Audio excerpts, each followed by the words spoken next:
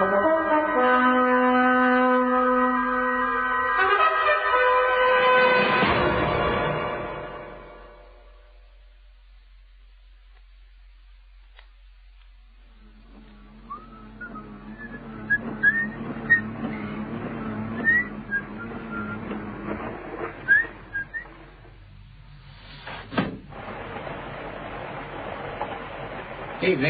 How many? I think I can take 5 gallons. Going on to Dover. How far is it? About 30 miles. Mustn't have the tank too full. Taking the night ferry. That's right. Tomorrow morning I drive off the quay in France. Start your holiday early in the morning in another country and you get a feeling of, freedom. There's nothing like it. You can do with a bit better weather then. Real old English summer we've had. Look at it now. It wasn't raining when I left London. You don't say. Funny old weather we've got. In France it'll be good weather. Sunshine as soon as I get there. You're an optimist. Oh, I don't know. In another country everything seems different. Anything else, sir? Oh, would you just check the oil and battery? Right you are.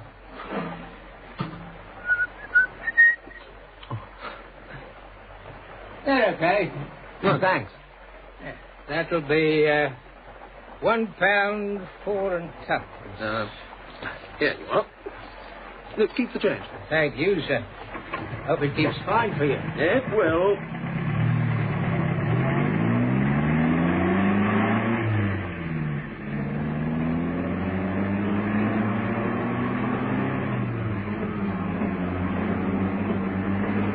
Hmm. 30 miles, eh?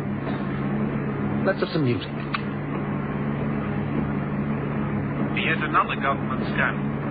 Damn, wrong station. A murder in Kent. Huh? An elderly woman, Mrs. Mary Ford, was found murdered earlier this evening in her house on the outskirts of the village of Oasley in Kent. She had been brutally attacked and beaten. The house had been ransacked. And Mrs. Ford was something of a recluse, and it is thought that she kept a considerable sum of money in the house. But the police are anxious to interview a man who they believe can help them in their inquiries. That's more like it.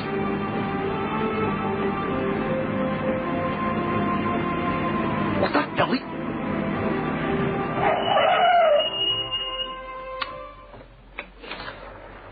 What do you think you're doing, standing in the middle of the road like that? If I hadn't had my eyes open, you'd have been killed. Flashing a torch. Well, I didn't see it.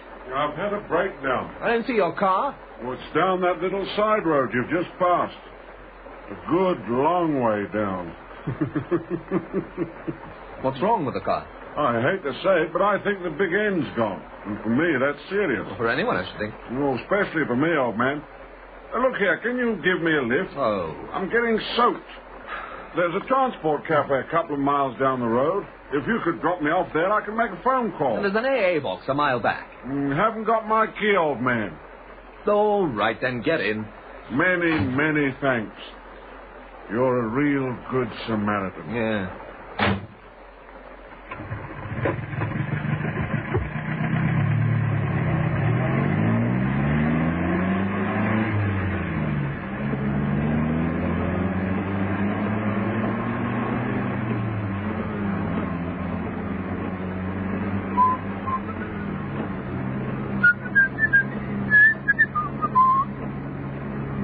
I'm dripping over your seat.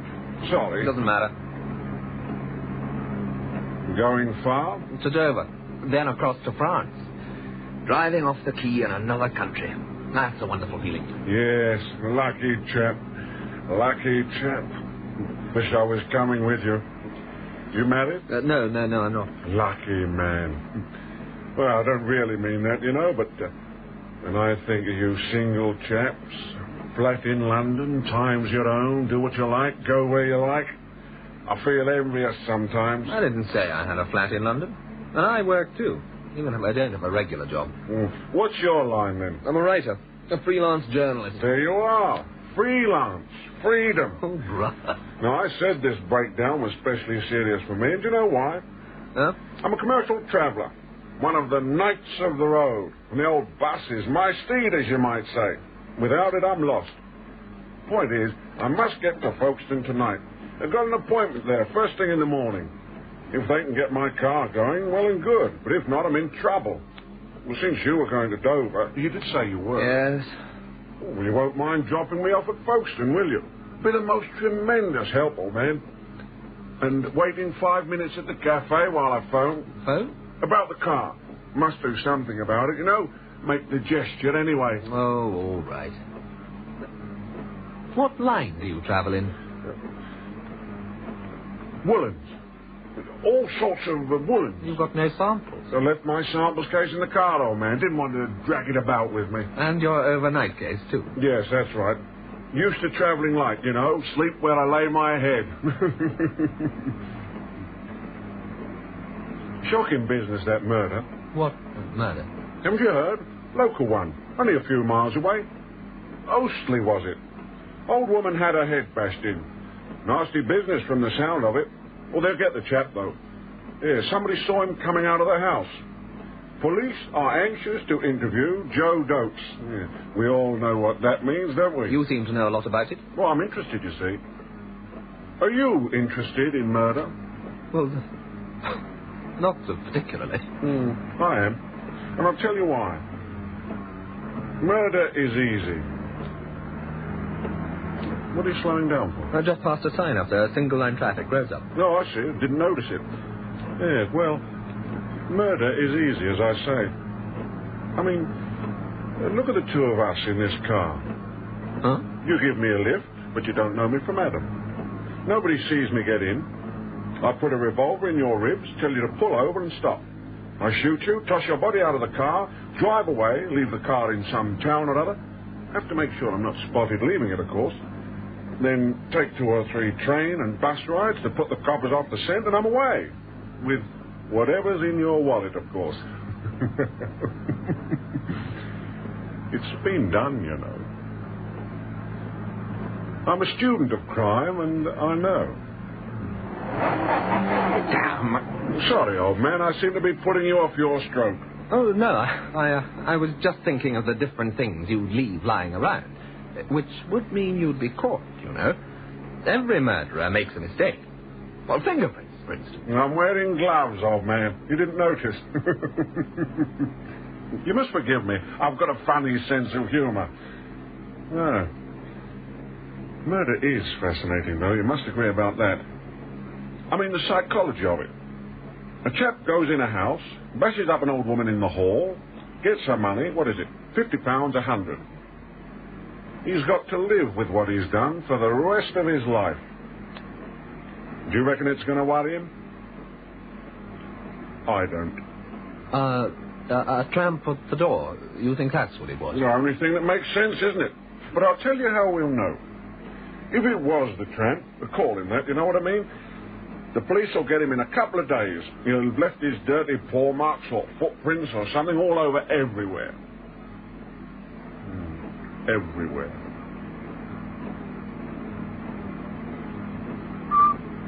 But now, suppose the chap who did this job is a real artist in murder. Suppose he planned it all out in advance.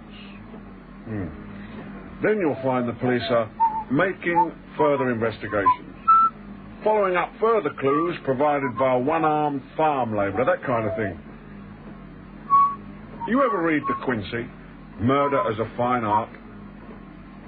No, I can't say I have. It's got something, you know. Makes you shiver a little bit as you read it. Murder as an art is what interests me. Huh? And the really clever murderer, he just doesn't get caught. I don't see how you know. You're right, old man. How could I know? How could I know? The cafe's just coming up now. Joe's cafe. There on the left. That's it. Oh, yes, yes.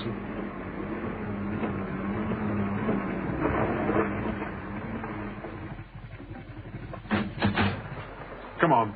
Look, I've got to get on to Dover. I think perhaps... Don't be more than 5 minutes in here, old man. I could do with a cup of tar. But... Expect you could, too. Come on, won't take all night.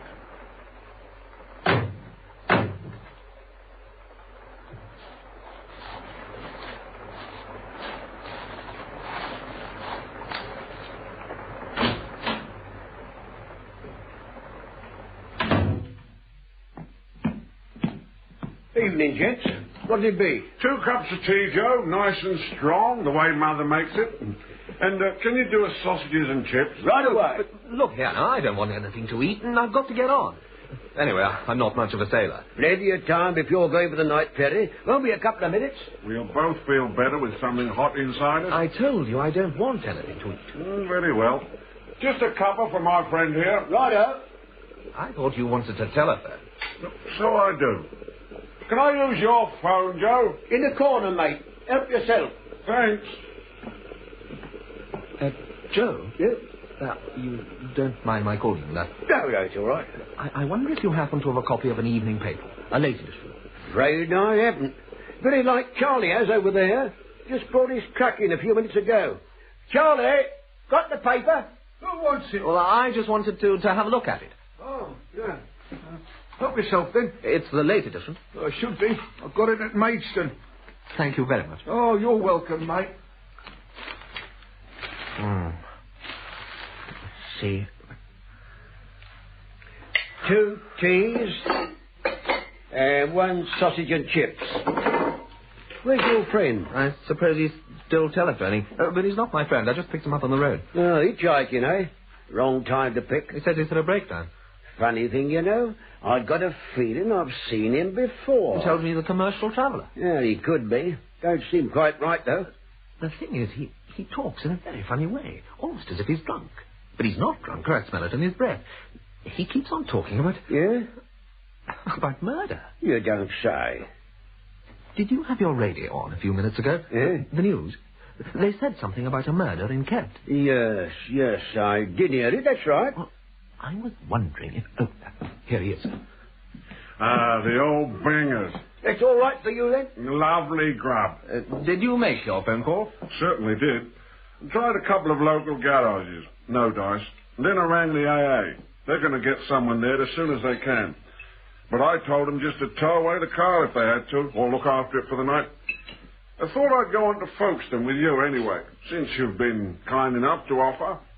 I see. I mean, it's going on for 11 now, and I don't want to get stranded. You've got an hotel booked in Folkestone for the night. Yes, that's right. Have you rung them? They won't like you arriving at midnight.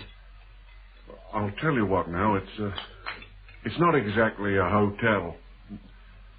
I've got a lady friend in Folkestone I'm staying with. As a matter of fact, that's the real reason I want to get to Folkestone tonight. And can you blame me? I suppose not. But I shan't be a couple of minutes now, and then we can be away. I'm not taking you. Not taking me? It won't do, you know, your story. It just won't do. I don't know what you're talking about. I'll tell you. First of all, you're not a commercial traveller. And next, I don't believe you've got a car. Well, how'd you make that out, old man? You say you're a commercial traveller, and you've got an important appointment tomorrow morning in Folkestone. Now, I've met 1 or 2 commercial travellers, and I'll tell you something about them. They're absolutely never parted from their samples case. They're lost without it. Well, naturally they are, because they've got nothing to show. But you not only leave it in your car, so you say, but you're not even going to bother to collect it tonight. You could have arranged to get the AA to pass this way and drop the bag in here. You could have arranged for them to take you into Folkestone. Why not? Because you didn't telephone them. You just pretended to make a call. You don't mind if I use a toothpick, old man, do you? Not at all. I always have to after I eat.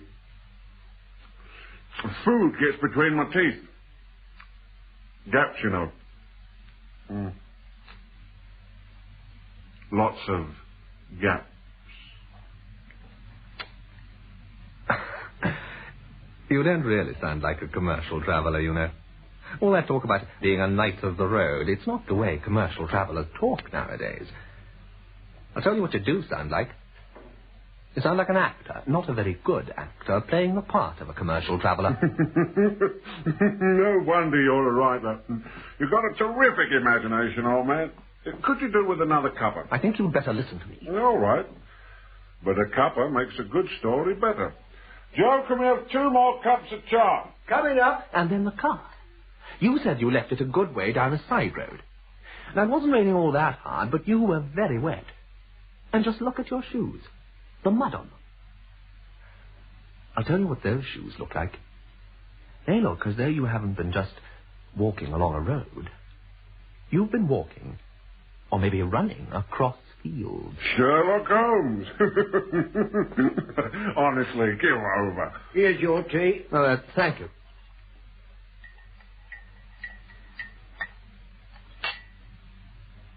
What's your car number? AKT 113. Make? Mitchell Ensign. Firm? Universal Woolens Limited. Have you got anything on you to show you what you say you are? Well, let's have a look, shall we? Yes, that's. Grocer's bill. Letter from one of my lady friends. I don't think I'll show you that, though. Might shock you. Odds and ends. No, I don't seem to have a card. I never carry my driving license about with me. Afraid I might lose it. A commercial traveller, and he hasn't got a card. Why, without a card, a commercial traveller doesn't exist. Look, I'm not a chap who takes offence easily, old man, but it's a bit beyond a joke. If you've got something to say, some reason why you won't give me a lift into Folkestone, come straight out and say it. What's the point of all this? Right. Oustley, where that old woman was murdered, is only a few miles from where I picked you up. You tell me this cock and bull story about being a commercial traveller. You talk about murder, and you do it in a very queer way. What does that add up to? Not much to But go. I haven't finished the adding up yet. There's still the biggest item to come. I'll be getting off then, Joe. See ya. See ya. What item? The murder. Poor old Mrs. Ford. How did you know about it? I read it in the paper. Oh, no, my friend. Here's the final edition. Charlie, who's just gone out, bought it at Maidstone. I've looked at it. Carefully. There's nothing about the murder. How could there be when it didn't happen until about 7 o'clock? I heard it on the 10 o'clock news, happened to switch on the car radio, but how did you hear it? Same way as you. I was in a pub and they had the radio on. I don't believe you.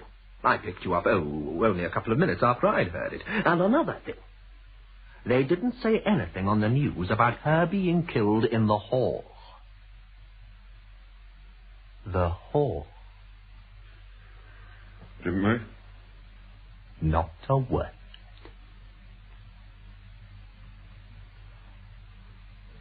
Well? Well, what? What's the explanation? I told you I was in a pub. That won't do. It just won't do. Maybe it was the 9 o'clock news, not the 10 o'clock. There is no 9 o'clock news. Oh, is that so? It used to be. I must be behind the times. Shall we be getting on then? Do you really think I'm going to give you a lift after what I've been saying? I'd sooner give a lift to a tiger. Well, steady on now, old man. Don't go saying anything you might be sorry for. Are you going to leave me stranded? You've got a nerve. Evening, Joe. Evening, gentlemen. Good evening. Evening, Fatso. Been after your usual time, ain't you? I've got a big load on it. Can I have the usual? 2 eggs, sunny side up, bangers and chips. Tea coming up. I'm going. Just a minute. Let go of my arm. I said just a minute. You want me to telephone the police? I said let go of my arm. What's up over there? Look, gents, if you're having an argument, I'd sooner you had it outside. My friend's a little bit excited, that's all, Joe. Just a question of how far he's taking me. Don't sound much to get excited about. He's an excitable type. I'm not giving you a lift anywhere. Sit down and tell me why. Just tell me why. That's all I ask. Well, I should have thought it was obvious. There's been a murder committed this evening. I pick you up a few miles from where it was done. You're wet, muddy, and you tell me a tale that's complete nonsense. So you think I did it? Why not ring the police and tell them? All right, I'll tell you why not. Here you are, Fatso. Where's me bread and butter? Oh, coming up. Tell me then. Can I trouble you gents for the mustard? Help yourself. Much obliged. Say, Yeah? are you all right? Thank you. Yes, quite all right. Look a bit of a funny colour. Try for them, Master. Why not ring the police when you've worked everything out so nice and logical? 2 reasons. I want to get away now. If I call the police, it means I can't leave England tonight. Perhaps not for days. It's selfish. Antisocial, I suppose you'd call it. But I've got to get away. I've just got to. And the other reason? I don't approve of capital punishment. Hunting people down. Informing on a man to the police. I simply couldn't do it. So you won't shop me, but you won't help me, is that it? That's right. I've got my suspicions, but I don't want to know whether they're right or not. If I'm wrong, there's no harm done. Someone else can give you a lift. If I'm right, then I'm giving you a chance. Even a murderer deserves a chance, is that it? Hmm. Are you sure there isn't a third reason? What do you mean? We haven't been introduced, have we? My name's Golightly. What's yours? You've forgotten it. Shall I tell you what I think your name is, then? I think it's Richard Martin. What's that? Isn't that your name? No. My name's Grant. Well, let's pretend it's Richard Martin, shall we? And listen while I tell you a story. I'm going. I shouldn't go outside if I were you. Not yet, anyway. Just let me tell you about Richard Martin. It won't take 5 minutes. I'm sure you'll find it interesting. How was it, Petzer? I can do the old lot again, I tell you. Same again, then. No. I got to think of my figure. Just make it another cuppa. Cuppa coming up. Here we are.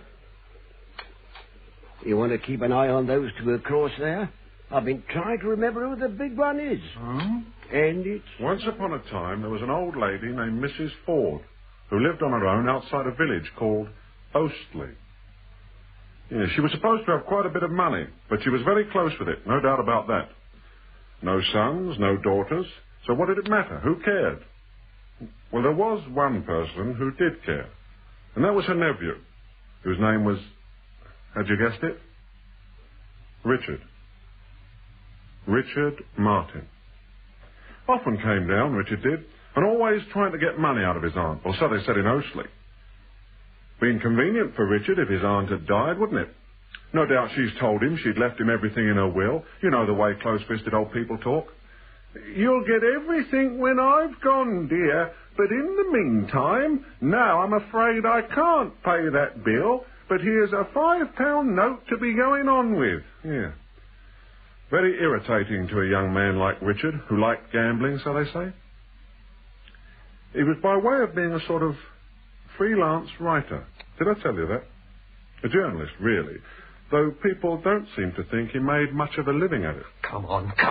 Well, one fine evening, it was a wet evening as a matter of fact, Mrs. Ford is murdered. Bashed over the head quite brutally, house ransacked, everything turned upside down, made to look like a spur-of-the-moment job. But it wasn't, though. Now, there's a witness who saw the murderer leaving the cottage. What? Didn't know him. The witness is a newcomer to the village, but he said he'd recognize him again in a minute. He described him for us nicely. And this witness not only saw him, but heard him. Heard him? Yes, he was whistling. Sky Boat Song. Catchy tune, isn't it? Favourite of yours. You were whistling it just after you gave me a lift.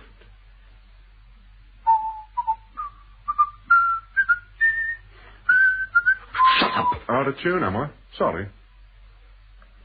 You said... described him...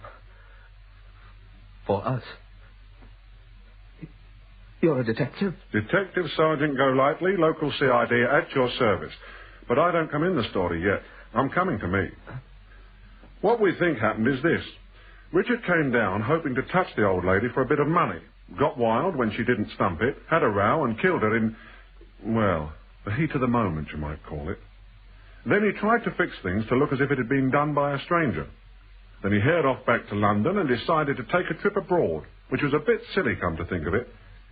He'd far better have stayed put. We found out his plans when he rang his flat. The young man he shares it with told us that Richard had decided to go on a holiday abroad quite suddenly. No.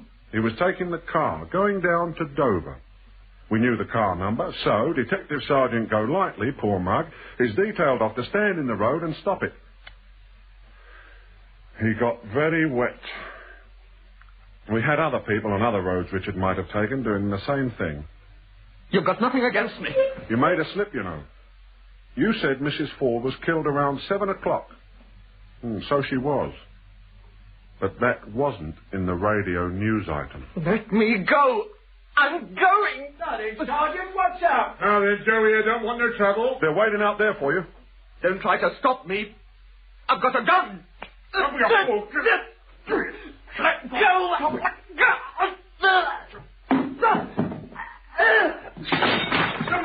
Come back in. There he is! Stop there. You can't get away! The entrance is blocked! Come back here! Come back! No, he'll never make it! Come back here!